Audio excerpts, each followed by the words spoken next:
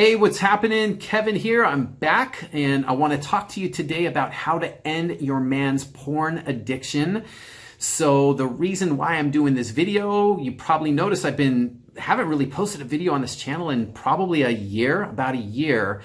But kind of the funny thing's been happening lately is that I've been getting some people who are subscribing to this channel, and then I get some comments here and there, and I had a question about really that got into this about porn addiction, and we were kind of going a little bit back and forth on is porn really the problem, or is it something else that's going on that's driving that? So that's really what I want to clear up today, because I know this is a touchy subject. So, if you've got a man who, just keeps watching porn, and it's not so much about if they watch porn once in a while, but more about like an addiction where he keeps watching it. He prefers to, watch porn or get off the porn rather than, make love to you, those types of things. And that really, interferes with the relationship and, causes a lot of problems. So I want to talk about, why that happens, what's really going on, and then what you can do, some strategies that you can do to end his porn addiction. So here's the thing. What I was saying before, I had a question about this, and in my reply to it was that, porn isn't the problem. So, it was a question about, talking about one of the previous videos I did, and that I did not mention, that there could be porn addiction that's the problem. So here's the thing. And my position is that with any addiction, whether it's porn, whether it's alcohol, drugs, food, whatever it is, that the addiction itself is just a behavior, right? A repeated behavior, but that's not the problem. It might be a problem in the relationship. It might be a problem, but it's not the problem. What I mean by that is that if we try to fix the behavior, so if you're just trying to get him to stop watching porn, if you're telling him you need to stop watching porn, you need to sleep with me, you need to make love to me, those are attempts to try to deal with the behavior, okay? But they're really not going to work very well. Case in point, if you look at statistics of like alcohol and drug addiction, the recovery rates are super, super low. I think it's like within like 5% or less, addicts and alcoholics actually recover permanently. So, and the reason why is because the recovery methods attempt to deal with the behavior. They try to deal with the behavior, but they're not dealing with what is causing the behavior. And that's what I want to get into today. So, really when it comes to like a porn addiction, and any addiction for that matter, it's understanding that the behavior, any behaviors, it's a conscious action that we do. So if he's watching porn, it's a conscious action he does. He knows he's doing it. He knows he's watching porn. He knows he should probably not watch porn so much and should probably, be, making love to you more. And in that, he knows what he's doing. Okay. So that's a conscious action, but the conscious action is driven by a subconscious impulse. And what that basically means is that we know what we do a lot of times, but we don't know why we do it. And especially when it comes to an addiction. So if he's got a porn addiction, he's aware that he's got it. He's aware that he's watching too much. He's aware of what he's doing, but he's probably not aware why he's doing it. And again, with any addiction, it's important to understand that the addiction itself isn't the real issue here. It's being driven by something within him, that he's got some kind of unresolved issues within himself. And this is just, this behavior is a way that he uses to kind of cope with those issues. Now, what those issues are can be all kinds of different things, and I'm not claiming to be some therapist here. I'm not a relationship therapist. I'm not an addiction counselor or anything like that.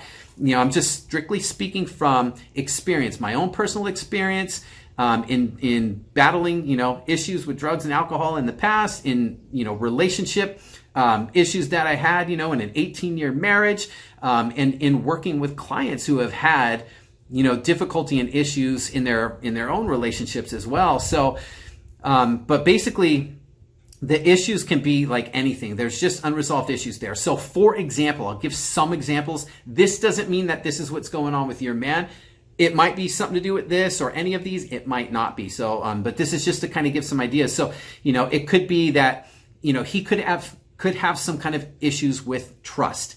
He could have some kind of issues with vulnerability and not being able to make himself really vulnerable, or being uncomfortable being vulnerable. He can have issues with low self-esteem. He can have issues with insecurity. He can have some kind of past trauma in a previous relationship or from a childhood experience. I mean, anything could be going on in there. So again, it's just important to understand that, if we try to deal with the behavior, you can try and deal with telling him to stop, to, all the things he needs to do or should do or, whatever is supposed to do, but it's never really going to work because his behavior is being driven. The addiction is being driven by a subconscious impulse that he's not aware of. There's something in him that's driving him to do it as a way to cope with these issues that are within him. Okay. So, and again, we know what we're doing a lot of times. We don't know why we're doing it. So what do we do about it? Well, if you want him to end his porn addiction, then you've got to get to the driver, right? The subconscious impulse. What is driving him to keep, watching and getting off the porn, right? So if we don't deal with that and uncover that, then you're never really going to stand a chance to permanently at least change the behavior. He might have times where he stops for a while, but then, like an alcoholic and drug addict who sober up for a bit, they stop and then they relapse, right? That tends to be the cycle that happens. So here's some things not to do. So when you want to get him to end the porn addiction, the things not to do: do not blame, judge, criticize, or attack him, right? Anytime that we blame, judge, criticize, or attack, what happens is that it shuts down communication. He becomes defensive. And if that happens, what we need to do, if we're trying to understand what's driving his addiction, we're going to need him to engage in the process and kind of participate in this. But if he's shutting down and being defensive because you're coming at him, then you're going to stand very little chance of ever, figuring this out and being able to resolve it. So those are the things that you want to make sure you don't do. What you do want to do, there's 3 things that you do want to do. So number 1 is to come from a place of understanding. And I know it's difficult because, especially if this has been going on a while and you might be pissed off and you're angry and you're frustrated and resentful and, but being able to kind of curb those emotions and not act toward him based on emotions like that, but coming from a place of understanding. And that doesn't mean that you're giving him the okay to keep doing what he's doing. It doesn't mean that you're saying it's okay that you keep watching porn, and that, he can do whatever he wants and whatever, and anything goes. It just means that you're trying, you may not agree with it and you may not approve of it, right? But you at least can be coming from a place where you're trying to understand why it's happening. That's what I mean, coming from a place of understanding, and making sure that he knows that.